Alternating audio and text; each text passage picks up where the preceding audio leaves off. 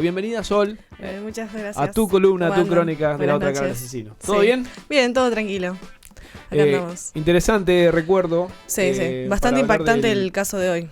Pues También. es que, cuando me lo mencionaste, algo recordaba, pero no tan en detalle, no. Sí, y a mí particularmente fue un crimen que me marcó bastante. Más que nada, yo a esa edad tenía 10 años, Claro. así que me sentí bastante identificada con este crimen.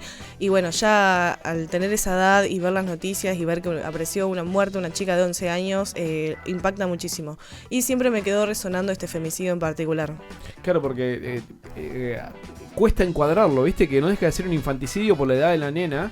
Sí, hubo un femicidio también. Claro, porque es cierto que también es una mujer, es una nena. Sí, es una nena. Por ende, fue muy impactante. Me gusta esa foto que elegiste porque en ese momento el gobernador era Daniel Scioli. Era Daniel Scioli, sí. Él apoyó en muchas marchas a la mamá de la víctima. Pero bueno, como vos dijiste, este crimen sucedió un 22 de agosto del año 2011. La víctima fue Candela Sol Rodríguez, de 11 años de edad. Ella fue secuestrada ahí de la localidad de Villa Tesey, en el partido de Hurlingham, el 22 de agosto. Y bueno, ese día lunes, Candela se iba a reunir con su grupo de amigas de Boy Scout, pero fue vista por última vez ahí en la localidad de Villa Tesey, que era donde ella vivía con su familia. Se estima que alrededor de las 3:30 de la tarde fue cuando fue secuestrada, mientras esperaba fuera de su casa. O sea, fue secuestrada de afuera de su casa. Obviamente familiares y vecinos no escucharon absolutamente nada. Ahí rápidamente, cuando pasaban las horas y nadie sabía sobre Candela, la mamá dio aviso a los efectivos policiales y ahí nomás empezaron a realizar búsquedas y marchas para tratar de dar con el paradero. También el Estado ofreció 100.000 pesos para quien aportara o lograra encontrarla. Pero bueno, ya realizaban varias búsquedas, no encontraban. Ya el 27 de agosto la policía realiza varios rastrillajes en las zonas en la localidad donde vivía, pero tampoco lograron encontrar algún dato que aportara algo a la causa. Ya el 28 de agosto, uno de los familiares de la víctima recibe un llamado amenazante, donde le dicen que si el papá de Candela no le decía dónde estaba la plata, no la iban a ver nunca más. A todo esto, el papá de Candela se encuentra cumpliendo una condena en la cárcel por piratería de asfalto y también por varios robos. Claro, se dice que fue un ajuste de cuenta, ¿verdad? Se dice que fue un ajuste de cuentas, porque según uno que era el narcotraficante, que lo vamos a saber más a continuación de la investigación, supuestamente el papá de Candela lo mandó a que lo vendió con la Policía Federal, que ahí fue cuando él pasó a ser detenido. Pero en realidad el que lo delató fue un policía que era el que hacía todos estos trabajos. Pero bueno, después de este llamado, el 29 de agosto, la policía vuelve a realizar rastrillaje, vuelve a realizar búsquedas en distintas zonas y no logran dar tampoco con ningún resultado que fuera favorecedor. Y bueno, el 31 de agosto fue que todos, al prender el noticiero, vimos la noticia que nadie quería escuchar. Había aparecido el cuerpo de Candela, pero sin vida. Ella fue encontrada a 30 cuadras de la casa, ahí por la autopista del oeste, cerca de una colectora. Y bueno, ahí nomás se armó toda una investigación para tratar de asegurar y preservar la zona. Y cuando hicieron ella se la encontró dentro de bolsas de basuras. Cuando se realizó la autopsia, se determinó que la causa de muerte fue producto de una asfixia mecánica por sofocación y también el cuerpo presentaba varios hematomas. A raíz de todo esto se comprobó de que el asesinato fue ocurrido entre el 29 de agosto, entre las 8:30 de la noche y las 8 de la mañana. Y bueno, ya después de este crimen, al día siguiente la policía empezó a buscar varias pistas que le pudieran aportar algún dato. ¿Hay algo que te haya llamado la atención del proceder de la policía y de los investigadores en esto? Bastantes. Es más, quedaron muy sucios la policía bonaerense dentro de esta investigación. Es como que entorpecieron mucho Entorpecieron muchísimo, sí. Porque bueno, hubo todo un encubrimiento y lo que más me llamó la atención fue la cantidad de partícipes necesarios que ayudaron a este crimen. Eso me impactó muchísimo, ver tantas personas que colaboraron en que sucediera este crimen aberrante. O sea que era toda una red de encubrimiento. Fue toda una red de encubrimiento, así, dicho y hecho, porque participaron muchísimas personas y hasta madres. Eso también me llamó la atención, sí. Yo me acuerdo del momento, fue muy impactante porque con el ensañamiento con el que se tomaron venganza con una criatura de 11 años. De 11 años. Eso todo fue por realmente un ajuste impactante. de cuentas y algo que en realidad no fue así dicto, porque el padre de Candela no fue el que lo, digamos, lo delató con la Policía Federal, sino que fue otro informante de la policía.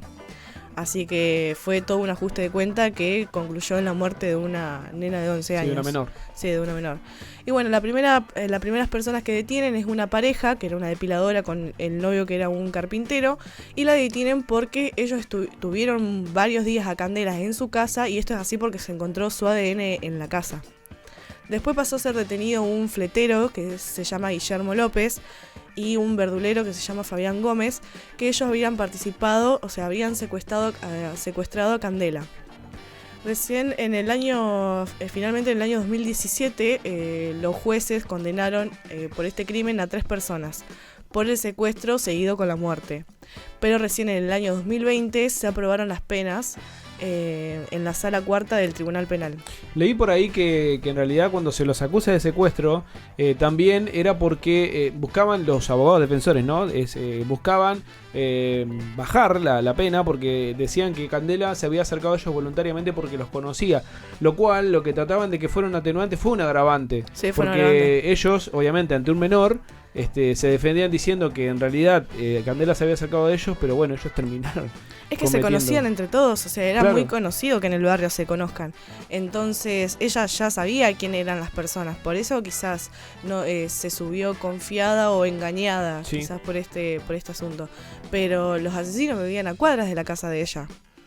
Ese es el tema. Y bueno, uno de los acusados fue Hugo Bermúdez, que se lo consideró como coautor del delito de la privación ilegítima de la libertad, seguido con muerte.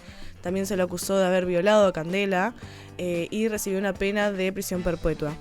Leonardo Jara fue otro de los acusados, también siendo coautor del delito de la privación ilegítima de libertad y seguido con la muerte. Y se comprobó de que fue el responsable de la llamada amenazante hacia uno de los familiares de la víctima.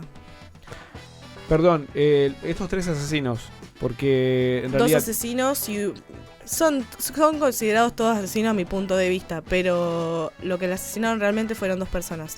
Los ¿Cómo? demás fueron partícipes. Dentro de las vinculaciones que se hicieron para llegar a de alguna manera tener esta hipótesis de un juicio, un asesinato por, ¿cómo se le dice? ¿Agravante o...? No, porque en realidad ellos lo hicieron como un acto de venganza hacia el Claro. papá. ¿Se siguió la pista de por qué era un crimen por venganza o Se estima que fue por esto, que fue esta la por razón. narcotráfico, como mencionabas hace un ratito? Porque uno de la banda era narcotraficante, creía o le informaron de que el papá de Candela era el que lo había denunciado o delatado con la Policía Federal. Pero en realidad fue uno de los ayudantes de él que en realidad delató ya al papá de Candela, pero fue por esa razón, digamos. Pero hubo muchas personas metidas en el medio. Por otra parte, Fabián Gómez fue acusado y como partícipe secundario y necesario del secuestro y también de la muerte, y recibió una pena, tendría que haber recibido una pena de 8 años, pero solamente le dieron 4. Se dice que también una de las pericias que se realizaron a las llamadas que se efectuaron cruzadas en ese entonces, en el cual también le llegaban llamadas amenazantes a la mamá de Candela. Sí, sí. Obviamente Bueno, todo esto eran sucedió en esos días en los que estuvo desaparecida. Que casualmente lo que le decían en las llamadas era que le dijeran al papá de Candela dónde estaba la plata, que si no le decían no la iban a ver nunca más, y le decían, decirle a esa conchuda que pagué lo que tenía que pagar, o cosas. Pero más o menos lo arreglaron como un ajuste de cuentas, sí. Después hubo un segundo juicio donde se los juzgaron a todos como partícipes necesarios. Entre ellos fueron juzgados Villalba, que se le decía Mameluco, que era el narcotraficante, un ex policía bonaerense, que era el dueño de la camioneta que se usó para trasladar a la víctima. Fue también imputado Altamirano, que era el carpintero, que se lo acusó de haber alimentado a la víctima durante sus días en cautiverio, y también Moreira, que era el informante policial que te estaba comentando. Todos estos los juzgaron por entorpecer la investigación, Sí. ocultar evidencia y también encubrir a los asesinos de Candela. Todos a perpetua. No está destinada todavía, o sea, no está dicho cuánto de ¿Cuántos cárcel años? le corresponde, porque recién el juicio empezó en el año 2020. Vos fijate de cuándo fue el crimen y de cuándo... Pensé que ya estaba juzgado. No. Tú. En el 2020 recién fueron juzgados por ser partícipes necesarios, pero todavía no se llevó al juicio final donde le dicen las penas impuestas. O sea que ellos están detenidos o están en libertad.